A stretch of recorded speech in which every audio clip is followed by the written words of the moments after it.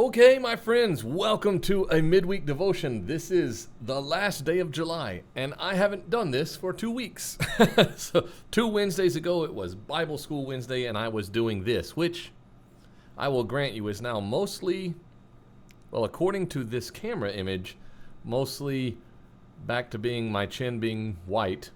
That's kind of pink, I guess, and now this orangey color, that's what a brown beard bleached looks like, I guess. I mean, it is just the bareliest pink. All I hope is that it comes back the way it was. So this may be the one Bible school reward that costs me the most, but that's okay. I'll do just about anything to get some kids' attention and let them know that they're loved, that they matter to us, and have a little fun. So that's where I was 2 Wednesdays ago. The very next Wednesday, that was Camp Wednesday. So instead of being here to make one of these moments to spend with you, I was with some little kids, some bigger kids, and in the rain, in the woods, having a good time and enjoying ourselves, letting them learn the similar thing about how important they are and how they're set apart for the purposes of Jesus, and it's great to be able to do that, and I always enjoy that time with them and with Becky. But now we're back, and now the computer has been waiting this whole time to do all these updates. This app that I use that you can't see, but everything looks different. Things are slightly in different places. The image of it recording successfully is different, and so I'm slightly nervous. I've tested, I've retested. In fact, I've got a chair here with a pink shirt connected to it. You may remember the pink shirt I had to wear the day that I was going to just be a floating head. Well, when I started the program, all of a sudden you could see that chair. This chair never moves. So it's changed aspect rate. It's done whoever knows whatever, but that doesn't matter. I'm just thankful to be here with you. And let me tell you that it has been an amazing 2 weeks. Bible school goes by in a flash, and it takes so many people to make that happen. And I am eternally grateful for the people we have at this church who make things happen, from the kitchen and making enough food for everyone, to each and every small group being led around, craft people, music people, running equipment, running with children everywhere. It's just really fantastic to see it all come together. And this year was the we had logos later than normal. We had this and that, and yet God works all things out, and little kids have a good time, and I dye my beard, raising money to help people who have needs and who we want to see have a family made whole. And so I'm grateful for all of that, and grateful for going to camp. But in the midst of all of that, just madness happening in the world, yeah? Disconnected from the world during this time. Presidential election crazier than it's ever been. Situations and things happening crazier than they've ever been. And we did, during camp, know, obviously, that the Olympics were starting, because the calendar remains the same. But boy, I had no idea what was taking place that opening night. Came home, got settled down, and all of a sudden, all this stuff on the internet is about the madness of the opening ceremony for the Paris Olympics. And I know plenty of people have talked about it. I know maybe even you have talked about it. I am sure, though I didn't, I am certain that churches maybe spoke about it, thought about it, sought the Lord regarding the behavior of lost people during worship last Sunday. And maybe the conversation needs to continue even longer. Also spent some time watching people analyze whether it was or wasn't intentionally offensive. Was it unintentionally offensive, meaning that it was offensive, but the people didn't perhaps, and maybe you agree, disagree, it's just, I want to hear what people think. Were they unintentionally not realizing that it was, the thing, and anyway, the whole thing set the world ablaze, but it made me think. And of course, like many of you, I have seen lots and lots of people share their thoughts on social media, and that's respectful and within your realm of right, certainly, if you feel like you should speak on that. But I can't help but think the way I think. But in case you don't know what I'm talking about, it wasn't just this one thing. It was everything about this opening ceremony, and I even looked this up. The Olympic Committee requires the opening ceremony to have certain parts. So you are required, whoever you are, whatever country you are, you're required to have the parade of athletes. You're required to have the Olympic torch lighting be a part of your opening ceremony. And then it's written in a way that basically that you're required to have a performance or a production that highlights or exemplifies the unique aspects of the country, the host country. So in other words, things about the United States are, I don't know if it definitely says it's required for that parade of athletes and the torch, but I don't know, the wording was more like, that the expectation is the opening ceremony will have to do, so America may have rock and roll and, I don't know, references to baseball or basketball or something American, working together, stuff like that. So this opening ceremony, it had the parade of athletes in the rain. It had the lighting of the torch. And I mean, raise your hand if you ever thought in your whole life growing up in the 80s and 90s that Snoop Dogg would carry the Olympic torch. I don't know. Such a strange civilization we find ourselves a part of. But what the part about France that it did have to do with France and with history and every aspect of it seemed in some way to have found at least one person that has something against it. Part of it was this heavy metal concert. Excuse me. excuse me. And people said because it was heavy metal, and they had fire shooting out and red firework looking flame, like what do you call Roman candles shooting out, and then you see there, I found a picture at least of the confetti, and it was red, and these people wearing masks and whatever, and I didn't put the picture, but there was a headless people because the beheading in the French guillotine, I mean that's very well known, and one of the singers was Marie Antoinette, and she's standing there holding her head, and it's a kind of gory. I don't know who might watch this. I didn't want to put that. It's fine, but anyway, and so all this, and it was because it was heavy metal and the beheaded woman and the red that people were, they claimed this part of it was satanic. And in fairness, I would just offer, the devil doesn't own the color red. Just FYI, that's a movie trope. That's not biblical or factual. But then you had this lady wearing her hood, riding this horse and it was floating through the river. And I read that image people said was one of the 4 horsemen of the apocalypse, and so they were openly saying that they were ushering in the New World Order and that this was the beginning of the tribulation mentioned in the Bible. Factually, however, that was meant to represent Joan of Arc, and in fact, if you don't just pick the context, she was carrying the Olympic flag to the flagpole, if I understand it correctly. So Joan of Arc, very famous Christian, as a matter of fact, and very French, and so she was playing a role in that, and that was supposed to be Joan of Arc riding her horse to make the delivery of the Olympic flag. I read something that says they hung it upside down. I don't know. But anyway, so, then it's like, if you detach from all of the madness that people feel for a moment, you think, well, wait a minute, I mean, I very well may be seeing it that way, but is that the intention? Should I get my pitchfork ready to do whatever I'm going to do? So those were some of the things, but the thing that mattered most, and it was ridiculous, and I am going to put this picture up. So if it's something you don't want to see, or you've got somebody with you don't want them, skip. I don't know to where, but skip, because the next thing was the very well known at this point.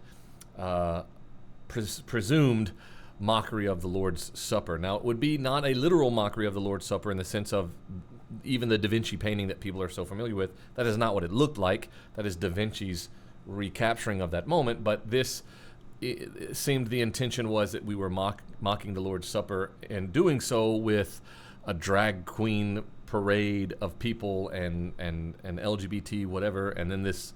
And I'm not even trying to be silly. I actually thought, is that supposed to be like a Smurf? Are Smurfs based in French lore or something? I don't know, but it's not. It's Dionysus, the god of winemaking and frivolity, religious sort of caught upness. I don't know the right word, but it's a deity. And so they raise that. Is that called a cloche? I don't know. They raise that thing up. Oops, I'm pushing all the buttons. They raise that up, and there he is. And in fact, he sings a song about how everybody should stop wearing clothes. Okay?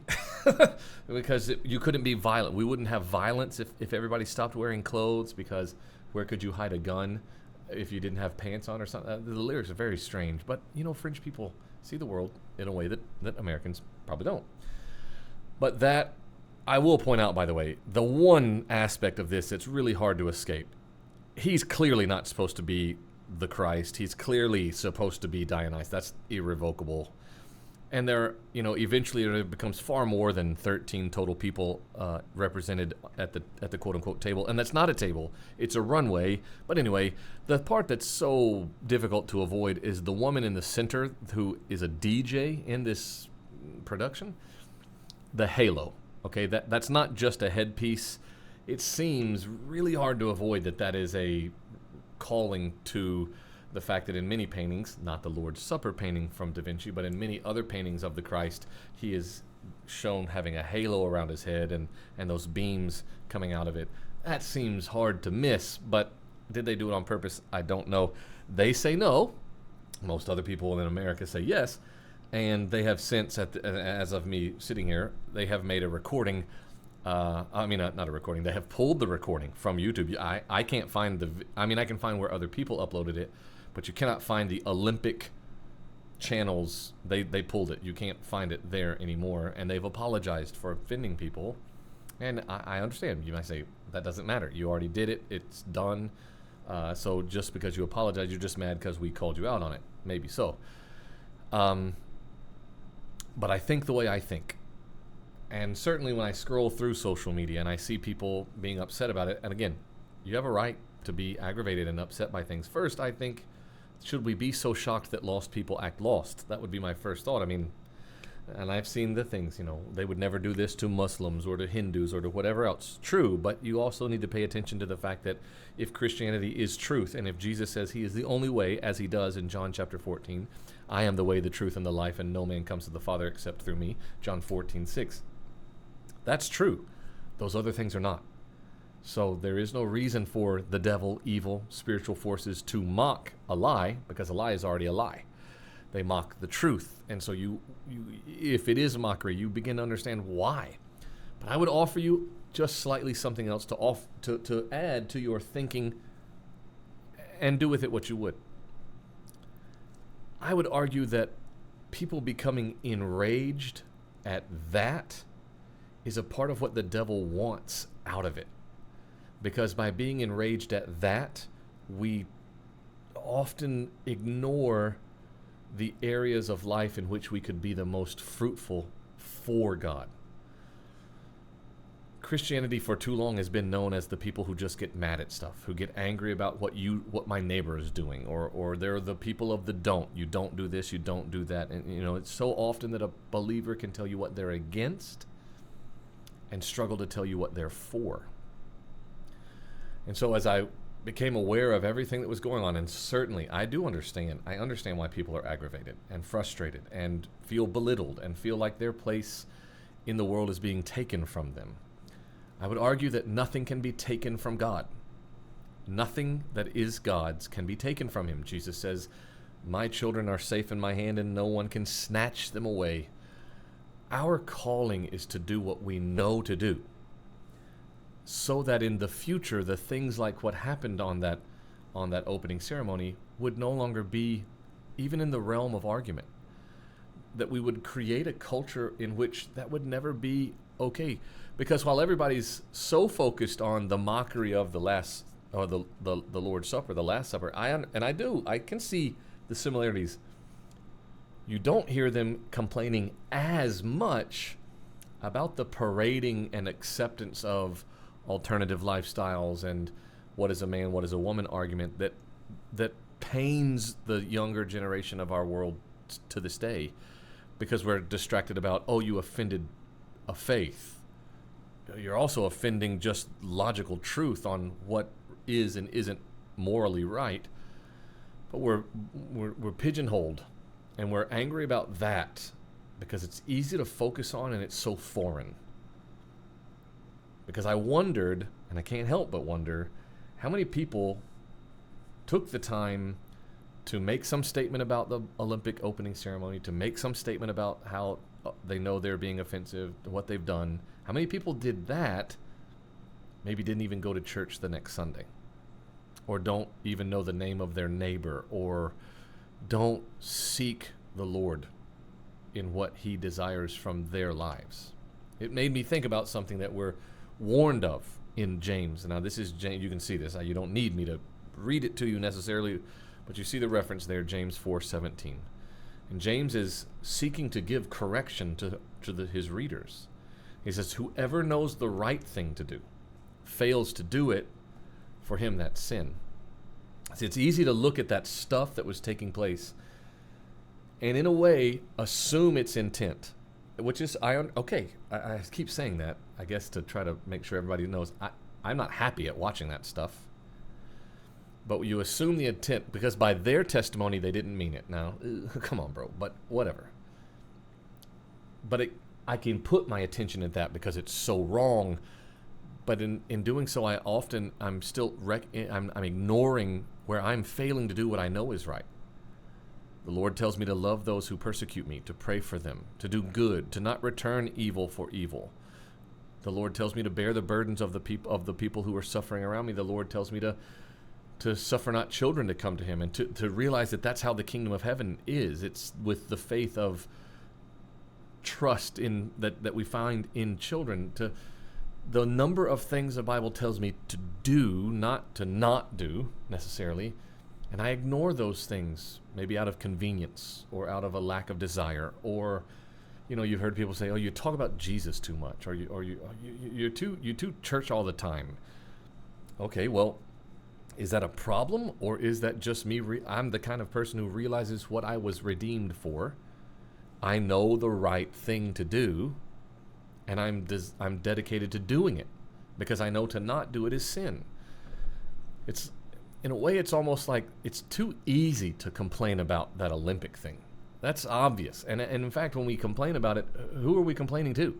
People that agree with us, because nobody that disagrees with us is listening. They're out celebrating it. And again, I understand everyone's upsetness, but I just wonder, what if we were that upset with the stuff that matters in our life, that matters in our day-to-day? That I don't know that it's some profound thing, but there's a reason that I end this devotion each week, or the podcast that Ashley and I record each week. I end it by saying our purpose, and it's not a statement of totality. It's not our only purpose, but so much of our purpose is pouring out kindness in the world, because the world is hateful. The world is hurting. The world is aching. Our job is to pour kindness on that. We are the balm for that, but it's not me, it's Jesus through me, and that's what's right. The Bible makes that clear. Love your neighbor as yourself. In this life you will have tribulation. Take courage. I've overcome the world. They will persecute you because they persecute me. It's a guarantee. Love them. Love them. And I don't say that because I think we should stop pointing out when Christ is being mocked, but let's also not forget that the very moniker we go by, Mason, are you a Christian? Yes. Well, that itself was mockery, and now I wear it like a badge of identity. So I guess I just came home to all of that and wanted to say, ooh, take a breath. Before we get so angry at what the lost world is doing, acting lost, can we first have that much passion to ask ourselves, is the saved world doing what she was called to do? Because I assure you, based off of the truth found inside of this book, that's how the world changes. By the faithful being faithful, raising up a generation of faithfulness that raises up a generation behind it of faithfulness. That's how what happened at the Olympic ceremony stops. They won't stop it because we yelled. They won't stop it because we fussed or posted upsetly. It stops when we change the very society and culture, not with hatred and judgment, with the truth, the loving, redemptive truth of Christ. And yeah, that's going to hurt some people. Yes, it's going to make situations uncomfortable, but it's the truth. It's not all of these made up things. So That's what I thought. And why did I decide to say any of that? I don't know. I guess on some level, I wondered, does someone expect me to have an opinion? I do. Everybody does, but that's my opinion. I wish, were it that we were so hungry to be doing right as we find ourselves hungry to point out when someone's doing wrong. May God change our hearts on that. I'd like to pray and then set you loose. Father, call out your children in this world today that we might be hungry to be obedient as disciples of our Savior Jesus, that we might be found a people of faith, that we would put excuse away or schedules away, and we would simply do what you have called over our hearts, that we would be a people of grace, of forgiveness, of mercy, understanding and restoration. That yes, we would speak against evil, but not as though it were our only purpose, that we would also speak towards redemption and righteousness. Lord, I pray for the lost, broken understanding in the world today, that it would be turned to the truth that you have revealed to all of us in the Bible. I know that some of that turning, though, you intend and you testify to us, comes through our surrender to you and our dying to self that Christ might live in us. So help us to live, Jesus, because you live in us, and help us to do what you've commanded us to do, that the world would be changed because of the glory shining through your church as people are called to find safety and forgiveness within. Thank you for putting us in the world today that we might be a people leading others to salvation and to restoration. May you receive glory in our obedience to you. In Jesus, in your name, and in no other do we pray. Amen. I hope that gives you something to think about. If it's worth thinking of, I hope even you would share it with someone. There's buttons down below that you can share, or you can post. You can even comment and say, I disagree completely. That's how uniquely different we all are allowed to be.